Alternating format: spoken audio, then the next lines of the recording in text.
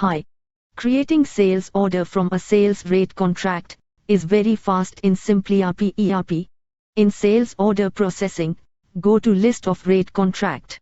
Select the customer. You will see the list of rate contracts available for that customer. Select the respective sales rate contract. Select the new sales order date. Please note, batch number is mandatory. Please note, batch number is mandatory. In case of job work sales order, you should mention customer DC number in the batch number. Please select the delivery due date and quantity.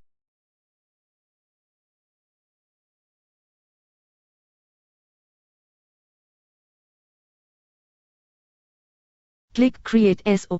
Refresh the page. The newly created sales order is appearing. You can click and see that sales order. simpliRP is the easiest way to manage your sales department. Thank you.